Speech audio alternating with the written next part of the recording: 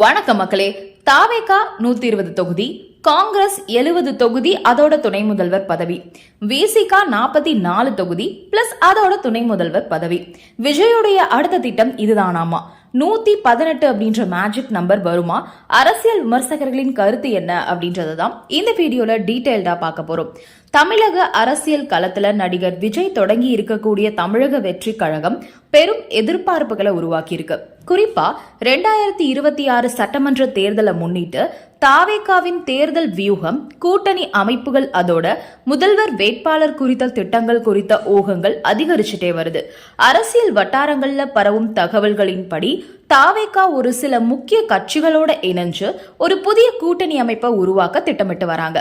தாவேகாவுடைய வியூகம் மற்றும் கூட்டணி கணக்கீடு பத்தி பார்த்தோம் அப்படின்னா, அரசியல் விமர்சகர்களின் கணிப்பின்படி தமிழக வெற்றி கழகம் வர இருக்கக்கூடிய சட்டமன்ற தேர்தல்ல 120 தொகுதிகளில் நேரடியா போட்டியிட முடிவு செஞ்சிருக்கிறதா தெரியுது.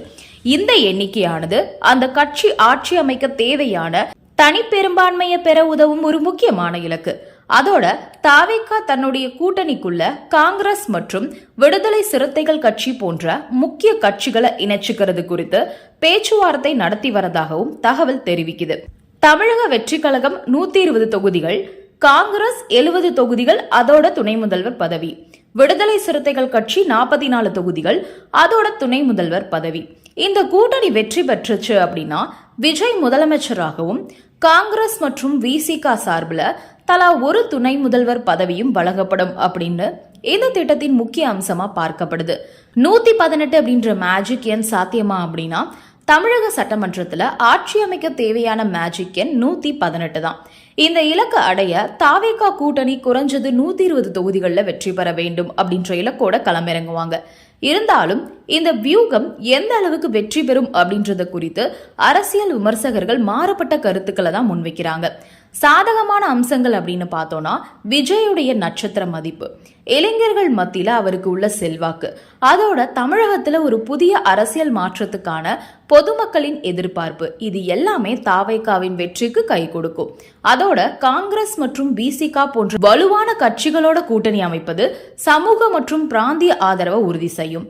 புதிய கட்சி அப்படின்றதுனால பூத் கமிட்டி அமைப்பது, கட்சி அமைப்பை வலுப்படுத்துறது, தேர்தல் செலவினங்களை சமாளிக்கிறது, இந்த மாதிரி சவால்களை தாவேகா எதிர்கொள்வாங்க.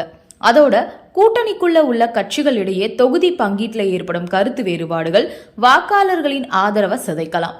அரசியல் விமர்சகர்களின் கூற்றின்படி இந்த கூட்டணி திட்டம் வெற்றிகரமான ஒன்றா அமைய வாய்ப்பும் இருக்கு. ஆனா அது தாவேகா மற்றும் அதன் கூட்டணி கட்சிகள் எப்படி வருங்காலங்கள்ல ஒருங்கிணைந்து செயல்படுறாங்க அப்படின்றத பொறுத்துதான் இருக்குன்னு சொல்றாங்க. இந்த திட்டம் ஒரு யதார்த்தமான வெற்றியை பெறுமா, இல்ல ஒரு சவாலான முயற்சியா மட்டுமே இருந்துடுமா அப்படின்றத 2026 தேர்தல் முடிவுகள் தான் தீர்மானிக்கும். இந்த வீடியோ உங்களுக்கு பிடிச்சிருக்கு அப்படின்னா லைக் பண்ணுங்க, ஷேர் பண்ணுங்க, மறக்காம சப்ஸ்கிரைப் பண்ணிடுங்க. நன்றி, வணக்கம்.